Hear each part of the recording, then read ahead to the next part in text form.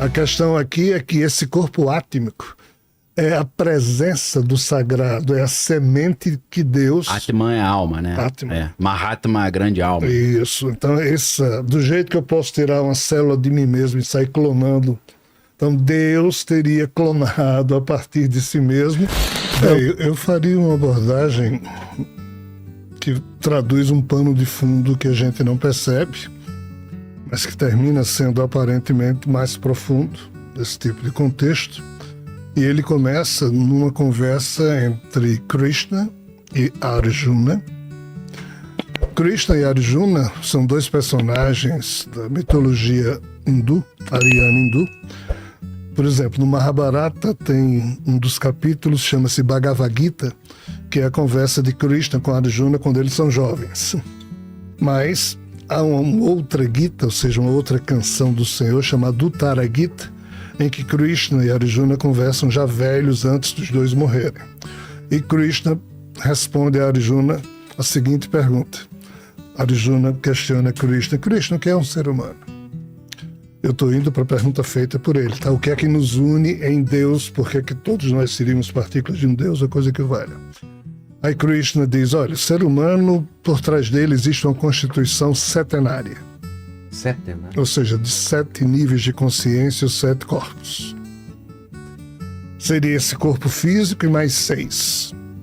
Aí, o que é que os desdobramentos dos Upanishads em torno daquilo que foi explicado dizem hoje? Que assim, aquilo que a gente chama de espírito mesmo, seria a alma, o corpo átmico, investido de 2 vestimentas espirituais chamadas búdicas e manásicas, tá certo? Que esses 3 corpos criam a tríade imortal. Na hora em que papai e mamãe transam, na hora em que um espermatozoide fecunda um óvulo, essa tríade imortal seria imantada no zigoto.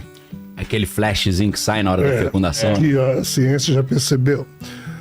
Mas esse zigoto ele é tão primitivo, ele é matéria orgânica, e esse espírito ele é tão puro, que com o tempo foi necessário que a natureza criasse 3 fantasminhas, ou 3 duplos ou cópias do corpo físico, que seriam o duplo etéreo, o corpo mental inferior, o corpo emocional inferior, e esses 4 corpos, ou seja, o físico, o duplo etéreo, o emocional e o mental inferior, formaria o quaternário inferior, e esses 3 fantasminhas surgiram para servir como relé, para permitir que esse espírito tão puro se mantasse no corpo físico.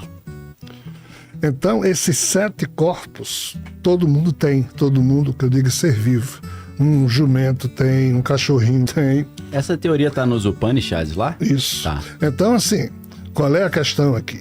A questão aqui é que esse corpo átmico é a presença do sagrado, é a semente que Deus... Atman é a alma, né? Atman. É. Mahatma é a grande alma. Isso. Então, do jeito que eu posso tirar uma célula de mim mesmo e sair clonando, então Deus teria clonado a partir de si mesmo, dando essas mônadas, ou seja, essas almas, e essas almas teriam sido então investidas de vestimentas espirituais para vivenciar algo fora do paraíso, e essa aventura gerou esse caos que hoje a gente está nele, e é por isso que um corpo físico pode se ligar ao que de mais sagrado existe, que habita não nesse corpo, mas no espírito que anima esse corpo. Tá.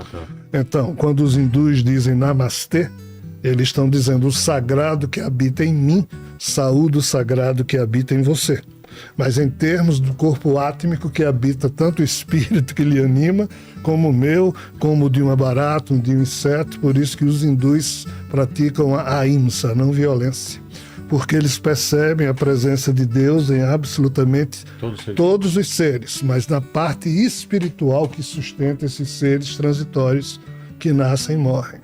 Então, assim, o contexto mais profundo que nos fornece uma pista da gente entender que todos nós somos partículas de um Pai, Mãe amantíssimo, um Deus incognoscível, que está além dessas descrições de Bíblia, de Mahabharata, de blá blá. Esses seres seriam criadores e não exatamente o Deus incognoscível. É essa distinção que é feita.